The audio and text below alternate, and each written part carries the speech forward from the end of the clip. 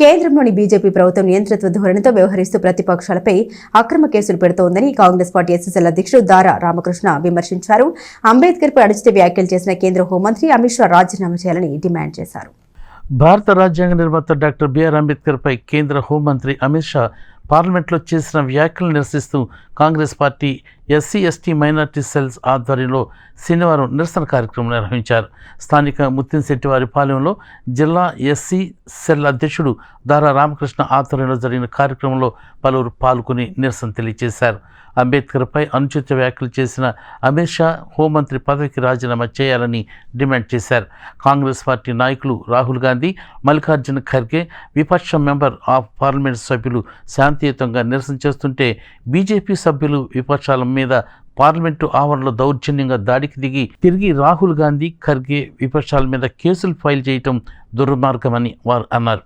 ఈ కార్యక్రమంలో ఎస్సీసెల్ గుంటూరు జిల్లా కాంగ్రెస్ పార్టీ అధ్యక్షుడు దారా రామకృష్ణతో పాటు ఎస్టీసెల్ అధ్యక్షుడు బాలాజీ, బీసీసెల్ నాయకులు చందు, మైనార్టీ నాయకులు ఎస్కే మదర్, దారా శ్రీధర్, పులిపాటి సురేష్, అకిదాసు జాలయ్య, సురేష్, దుర్గారావు, కాంగ్రెస్ పార్టీ కార్యకర్తలు, నాయకులు పాల్గొన్నారు. గత కొద్ది దినాలుగా పార్లమెంట్లో జరిగినటువంటి పరిణామాలన్నీ కూడా దేశవ్యాప్తంగా ఉన్నటువంటి ప్రజలందరూ కూడా గమనిస్తూ ఉన్నారు. ఒక నియంతృత్వ ప్రభుత్వం బీజేపీ ఈ రోజున పార్లమెంటు స్పీకర్ ముందు పార్లమెంట్లో అంబేద్కర్ గారి పేరెత్తి అమిత్ షా ఏ విధంగా మాట్లాడాడో, అతని భాష ఏ విధంగా ఉందో దాన్ని మేము తీవ్రంగా ఖండిస్తున్నాం. దానికి పరిణామంగా అమిత్ షా పార్లమెంటు సభ్యత్వాన్ని రద్దు చేయాలి.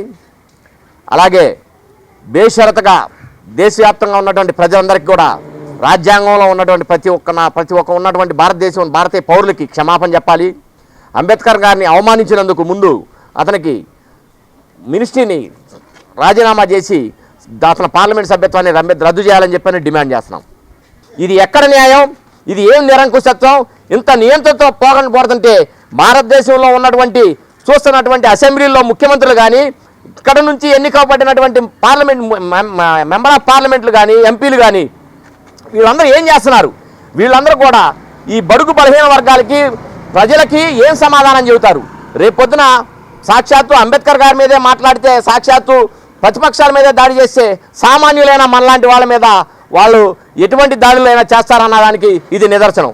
కాబట్టి రానున్న రోజుల్లో అంబేద్కర్ గారి మీద కూడా ఇటువంటి వ్యాఖ్యలు పునరావృతం కాకూడదు. ఆ పునరావృతం ఇప్పుడు చేసిన వ్యాఖ్యలకి నిరసనగా అమిత్ షా పార్లమెంటు రద్దు చేయాలా, మంత్రి పదవి తీసేయాలా, అతను అరెస్ట్ చేయాలా. అమిత్ షాని వెంటనే బేషరతుగా అరెస్ట్ చేసే వరకు కూడా కాంగ్రెస్ పార్టీ తరఫున, అలాగే దళిత సంఘాల తరఫున, బడుగు బలహీన వర్గాలు, ఎస్సీ ఎస్టీ బీసీ మైనార్టీల తరఫున మేమందరం కూడా ఉద్యమానికి కొనసాగిస్తామని తెలియజేస్తూ డిమాండ్ చేస్తున్నాం.